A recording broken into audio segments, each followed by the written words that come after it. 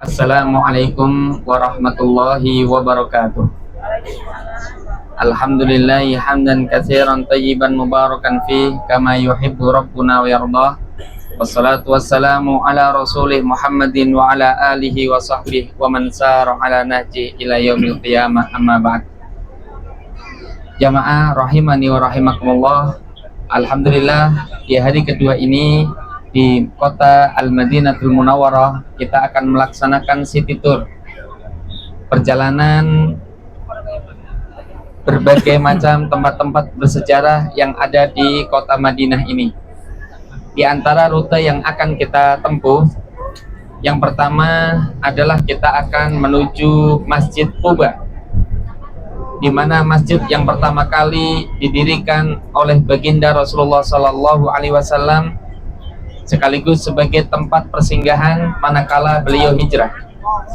Di situ banyak fadilah dan keutamaan bagi orang yang datang dan berkunjung ke Masjid Quba, yang kelak nanti insyaallah ta'ala akan dijelaskan oleh beliau Al-Ustadz Muhammad Jundi Hafidhahullah. Kemudian yang selanjutnya kita akan melipir ke kebun kurma, dan di sana kita akan menuju ke Masjid Sab'ah, di mana di situ ada pos-pos para sahabat terdahulu saat menjaga perang Khandaq. Kemudian yang selanjutnya kita akan menuju ke Masjid Qiblatain, dan kemudian terakhir kita akan menuju ke Jabal Uhud insyaallah ta'ala. Sehingga di waktu yang begitu sempit ini kita manfaatkan waktu-waktu tersebut agar bermanfaat dan efektif, sehingga saya mohon kekompakan dari para jamaah untuk senantiasa sesuai dengan komando yang diinstruksikan oleh pengurus agar acara berjalan dengan baik. Sebelum zuhur, kita berharap mudah-mudahan insyaallah ta'ala kita sudah kembali ke hotel dan segera bersiap-siap diri dan melaksanakan sholat zuhur berjamaah di Masjid Nabawi. Dari para jamaah sudah siap semua insyaallah? Ya. Sehat semua? Sarapan semua udah? Ya. Alhamdulillah ya. Jadi di pagi hari ini yang begitu ceria, kita akan memanfaatkan momen ini untuk mendengarkan kajian yang akan disampaikan oleh beliau Al-Ustadz Muhammad Jundi Hafidhahullah ta'ala. Dan dari kami cukup sekian. Wassalamualaikum warahmatullahi wabarakatuh. Bismillahirrahmanirrahim. Assalamualaikum warahmatullahi wabarakatuh. Alhamdulillahirabbil alamin. Hamdan katsiran thayyiban mubarakan fih kama yuhibbu rabbuna wa yarda. Asyhadu an la ilaha illallah wahdahu la syarika lah wa asyhadu anna Muhammadan abduhu wa rasuluh. Amma ba'd. Ya, Masya Allah, Bapak Ibu jamaah Umrah Al-Haramain pertama PPTQ Ulul Albab Samon Ulu Jami Pemalang. Pertama, alhamdulillah, kita senantiasa memuji Allah Ta'ala, bersyukur kepadanya atas segala limpahan nikmat yang begitu banyak jumlahnya. Di antaranya adalah kita diberikan kesempatan bisa berziarah ke Al-Haramain, dua tanah suci Makkah dan Madinah. Setelah tadi kita bisa menjalankan sholat subuh berjamaah di Masjid Nabawi, kemudian sarapan, saat ini kita menuju Masjid Quba. Ya, Quba bukan nama negara ya, ada negara Kuba Pak ya. Nah, jadi kadang ditulis Quba. Ya, kalau tulisannya Quba, Qaf, Ba, Alif, Hamzah. Ya, karena kadang-kadang translate ke bahasa Indonesia itu repot juga. Seperti kadang-kadang Gua Hiro, ya kan gitu ya. Padahal sebenarnya Hiro pakai hak. Ya. Salah mengucap karena memang translate tulisannya kan gala Hiro, ya. Padahal Hiro. Demikian juga Quba. Ya. Masjid ini masjid pertama yang didirikan oleh Rasulullah Sallallahu Alaihi Wasallam ketika beliau dari Mekah hijrah ke Madinah. Jadi sebelum sampai Madinah, beliau mampir di kampung Quba, ya, mendirikan masjid di situ, ya. Kemudian beliau tinggal berapa hari di situ, bahkan sholat Jumat pertama kali dilaksanakan adalah di Masjid Quba pada tanggal 12 Rabiul Awal, ya, tahun pertama Hijriah. Ya. Jadi ada nilai historis, kita bisa nampak jelas bagaimana perjuangan Nabi Shallallahu Alaihi Wasallam ketika diteror dan diusir oleh kaum musyrikin jahiliyah dari Mekah. Beliau meninggalkan kampung halamannya menuju kota Madinah.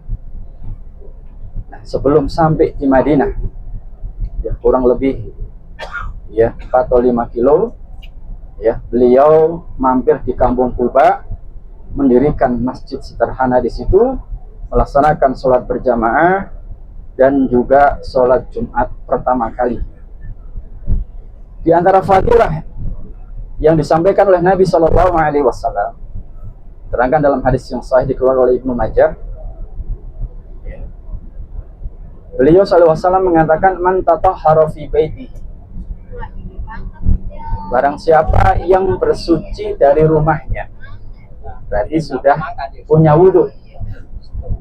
Ya, karena rumah kita di Samong, ya berarti di sini dari hotel.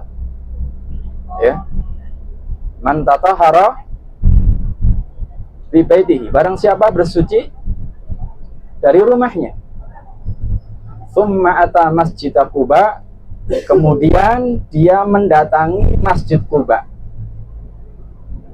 fasalla, kemudian dia melaksanakan sholat di masjid tersebut, ya, kana lahu ka ajri umrah atau kama qala, maka dia akan mendapatkan seperti pahala umrah.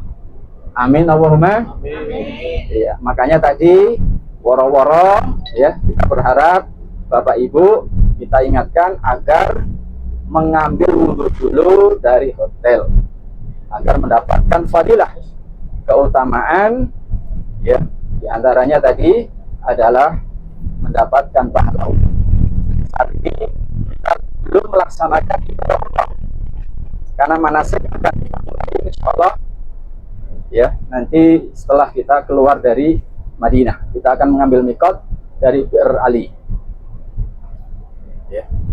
Tapi insyaallah, ya, ketika kita menziarahi Masjid Quba, ya, mudah-mudahan kita mendapatkan pahala ibadah umrah, amin ya rabbal alamin. Nah, sholat apa itu? Ya, sholat secara umum. Apabila kita ke sana misalnya, ya, bertepatan dengan sholat zuhur, ya sholat zuhur.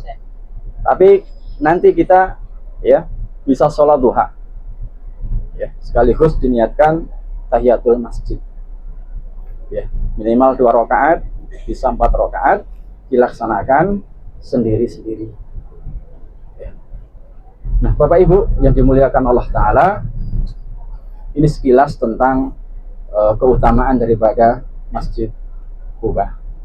Ya, kita niatkan karena Allah Ta'ala, karena perjalanan kita, rihlah kita lah rihlah untuk ibadah, ya, bukan untuk yang lain, agar kita mendapatkan keutamaan demi keutamaan, ya, bisa menambah dan berberat timbangan amal kebaikan kita di yaumil akhir nanti, amin ya mujibas sa'ilin.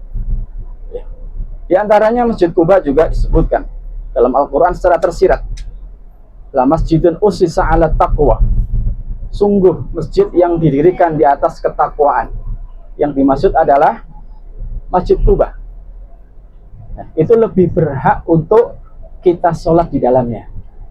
Lihat, Allah Ta'ala mengatakan demikian, ya, bahkan dengan ayatnya diawali dengan huruf lam taukid, la masjidun, benar-benar sebuah masjid yang didirikan ya di atas ketakwaan, itu lebih berhak ya kita untuk sholat di dalamnya. Sehingga ini merupakan anjuran. Bahkan beliau sallallahu alaihi wasallam dalam hadis diriwayatkan oleh Imam Bukhari ya, beliau setiap hari Sabtu ya, sering berkunjung ke Masjid Quba. Kadangkala dengan berjalan kaki, kadangkala naik kendaraan ya, waktu itu adalah onta ya. Bahkan setelah masuk beliau merasa berat untuk meninggalkan masjid kecuali sudah sholat di situ. Ini menunjukkan ada keutamaan untuk sholat di Masjid Quba.